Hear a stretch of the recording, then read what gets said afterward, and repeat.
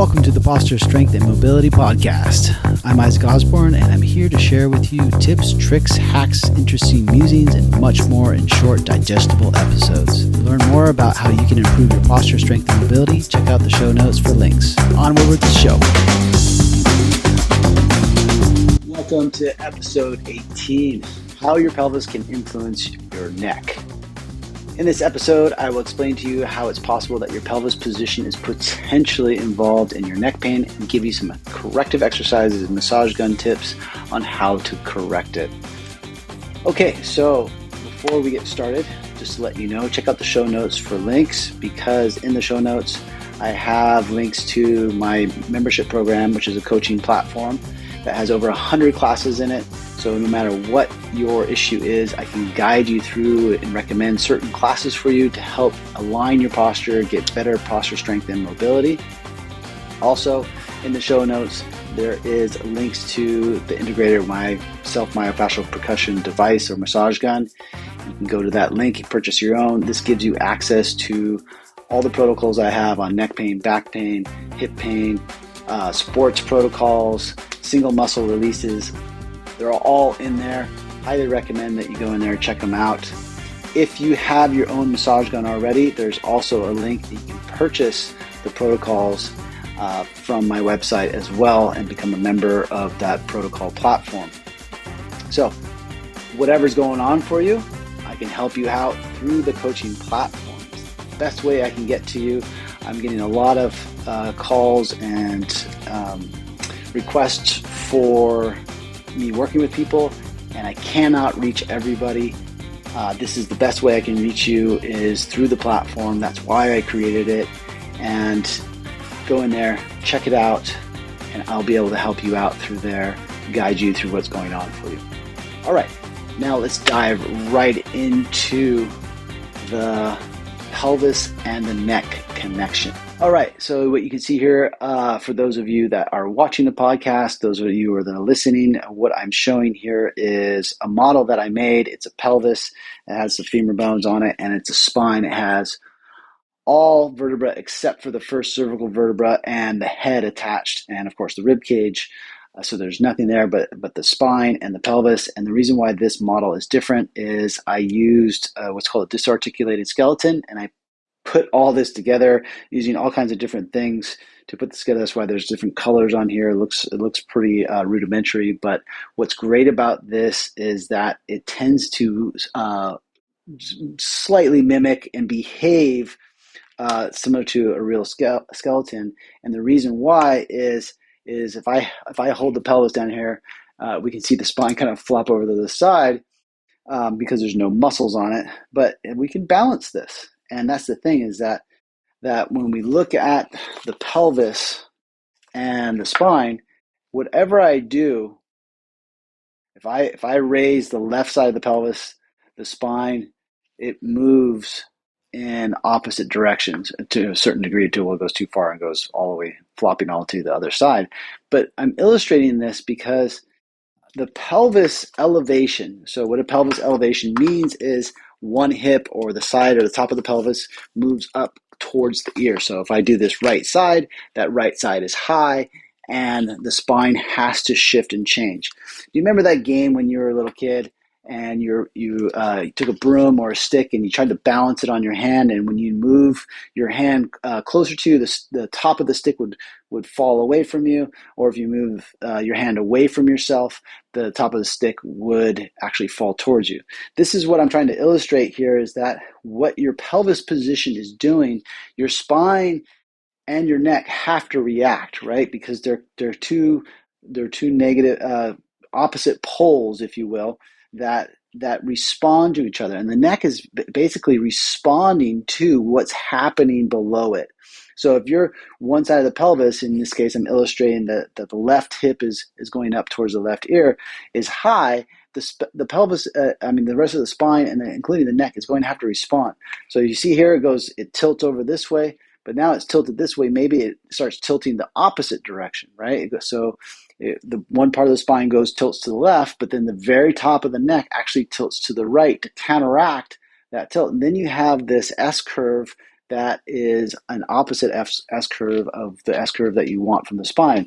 The S curve that I'm talking about that you want from the spine is the S curve where we look at the spine from the side, and there's that lumbar curve, then there's a thoracic rounding curve, and then the nice straight cervical spine.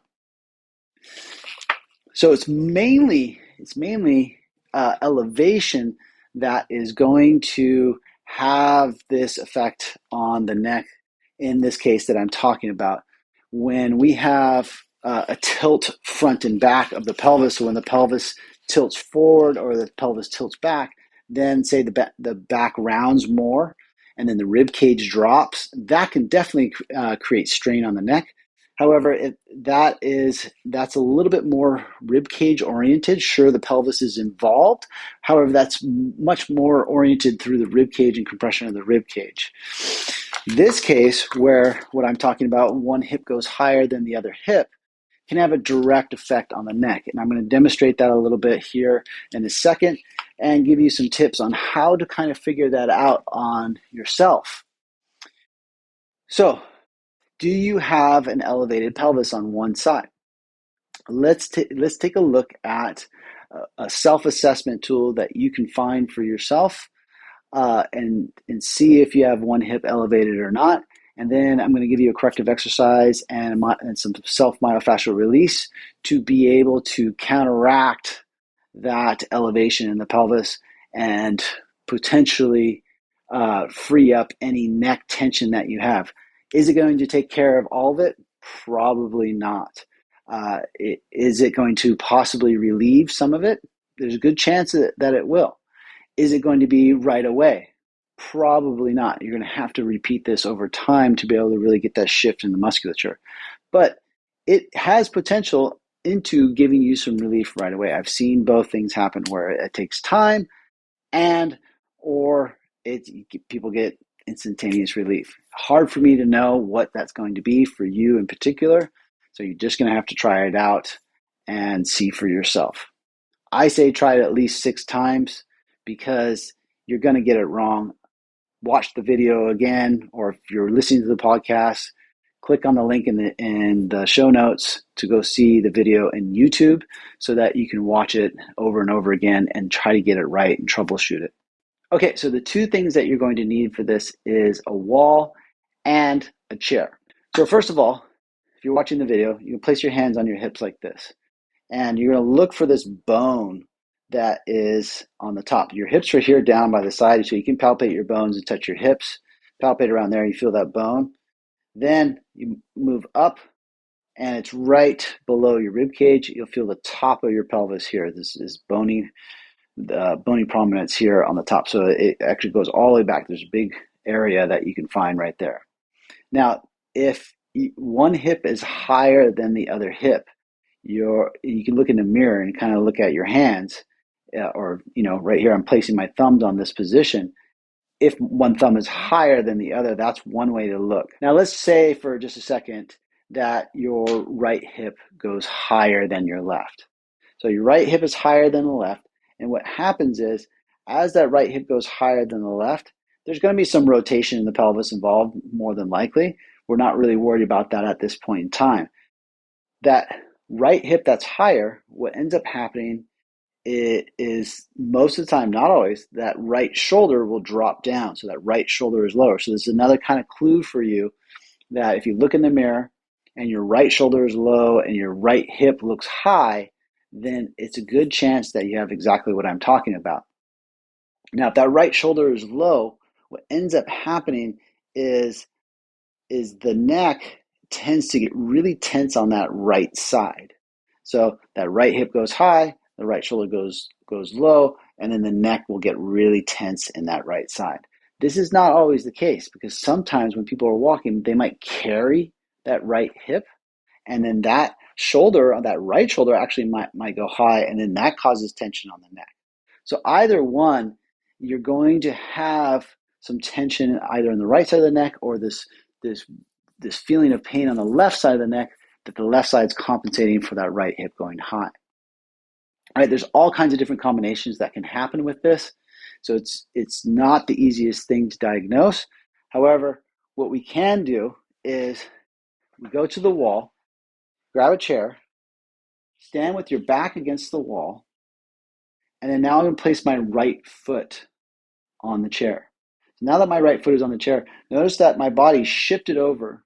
And those for you listening, that my body, my head now, and my nose is centered over my ankle. So my back is against the wall, my butt's against the wall, my upper back's against the wall, my head is not against the wall. What I'm going to do now is I'm actually going to shift. I'm going to lean, like I'm going to slide, in this case, to my right. So my right foot's on the chair. Now that places my head more centered down the midline of my body or between both of my feet. Before, my nose was centered over my ankle, and I've shifted my weight. I've slid and I've shifted my weight over so that my head is now in between both my feet. This makes my right leg, my right foot actually work a little bit harder. So with my foot here, I'm put my hands back on my hips, and I'm going to let my right hip drop to the ground. Then, with my right hip drop to the ground, what I'm going to do is I'm going to press my left leg into the ground, and my right hip goes up towards the ceiling. So I'm making this drop in my right hip. If I let it down, and then I push my left leg into the ground, my right hip goes up. And I feel definitely a little bit of contraction between my right hip and my rib cage. And then I let that right hip drop. What I'm doing with you right now is a thing called gauging proprioception. Proprioception is part of our nervous system where we know where our hands are and where our body is in space. Some people, when they do this, they grab like a lot in the ribs to pull that right hip high. Sure, those muscles will assist in that movement. However, we actually want the movement to come from the opposite leg because the opposite leg has what's called lateral stabilizers. And these lateral stabilizers, which are glute minimus, medius, and maximus, some tensor fasciae lata, these muscles help elevate the hip on the opposite side. Now, with that opposite side elevation, sometimes if it's elevated, so if you're stuck in that elevation on the side, then you'll probably have a hard time dropping that hip towards the ground. And you might just kind of lean your rib cage over when you do it. You got to look for all these signs. The body prefers certain patterns, and it's going to be hard for you to identify. So maybe grab a partner, a loved one, a friend, whoever, and see if you can actually kind of troubleshoot this in yourself. Now, if you switch legs, you do the same thing on the other side. What we're trying to gauge here is if you're able to do this range of motion. You know, it looks pretty sassy in the sense that I'm like kind of taking my hips back and forth, like a pretty sassy kind of movement. And that movement is an important movement. That's the elevation on one side of the pelvis and dropping. So once you can establish that, right, you got your range of motion all the way down. And then you press that leg into the ground, you have your range of motion all the way up. So my left hip is now elevated. So now I've established that. You have to try to find the neutral position. Once you find that neutral position, what I want you to do is stay in this position for 3 minutes. Test it about every minute. Let hip drop all the way down, then push that opposite leg into the ground, the leg that's straight and on the ground. Then so that left hip goes high, and then drop it down and see if you can find that neutral position, because that's the position you want. It's going to be work. You're going to feel some work in the leg. You're going to feel some work in the thigh. You're going to feel some work in the leg that is bent on the chair. And that's the point, is that it's going to be work for these muscles that don't usually stabilize in this position. Do that on both sides. I understand that it's not a straightforward kind of, do this and you're going to get this. You're going to have to experiment. You're going to have to find the movement in your body. And if someone's really tied up, if their pelvis is really tied up, that movement's going to be really tough for them. It's going to be a hard movement, and you might not even be able to do the movement at all. So if that's the case, then try to just stand there in that position. Do whatever your pelvis does while you're in that position with one leg straight and one leg bent. In this case, I'm demonstrating with my right leg straight, my left leg bent. Stay there for 3 minutes straight, see how it feels. Then do the other side for 3 minutes straight, see how it feels. And Does one side get more tired than the other? The side that gets tired more than the other side, there's a good chance that that's the weak side. So if you're having trouble really getting that movement down, then try to establish at least which side is the weak side. Then that'll give you an idea of possibly if you have that hip elevation issue and being able to correct it by doing the weak side. So if you can identify that weak side, my suggestion is that you do, say, if I go here and demonstrate, say my right side is the weak side. So I do my right side, 3 minutes, and I switch over and do my left side for 3 minutes. And then I go back and I do that right side again for 3 minutes. Right side in the sense that I'm standing on my right leg. This right hip would be the weak hip. Okay, so give that a shot. Let me know what you think in the comments. And next, we have a self-myofascial release technique with the massage gun, my integrator. But if you have your own massage gun, by all means, use your own massage gun. If not, check out the show notes for links to purchase my massage gun, which you get much more detailed tutorials in my protocols and tutorials than what we're getting here on the podcast. What you need for this, I'm going to use a yoga block, but you can use a pillow. You're going to need your massage gun or the integrator, and you're going to need the flat head attachment for this. It's not a requirement they have to have the flat head attachment. It's one of my favorites. Or you can use a fork head attachment. Any attachment really will work fine. I find this you can kind of angle a little better and get a little bit more detailed work with the flat head attachment. So say you've established which hip is higher, either through a friend of yours or through the self-diagnosis technique that I had here a minute ago. What you're going to do is I would turn your massage gun on, turn the integrator on, get it to probably a speed of 2, lie down, and say my right hip is the higher hip.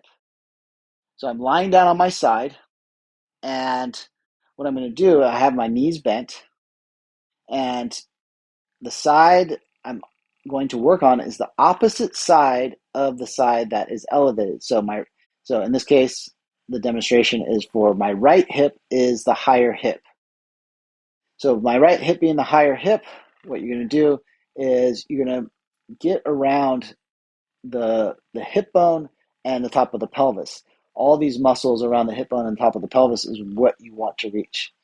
And if you work this whole area around here, around the hip bone, all those muscles around there are going to be the muscles that you're going to be able to release to kind of help shift the hip. Then in turn, that hip shift can feed up to the rest of the spine, opening up the rest of the spine to where it gets up into your neck, and changing the position of the hips helps influence the position of the neck. So getting this left hip would be an ideal place for you to do self-myofascial release. This side lying position is a great position because then it essentially puts pressure into that right hip that releases those muscles around the right hip, and also the muscles around the rib cage, obliques, and those sort of things that are connected with that elevated pelvis on that side. Then we get this pressure. You can even kind of push your ribs into the ground a little bit while you're doing this.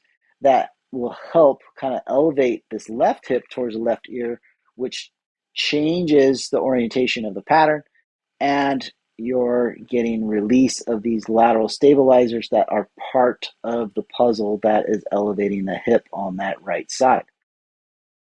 So what I would do after doing that side of the left hip, then I'll go and do the right side and actually go back and do the left side again. So you get double release on the left side.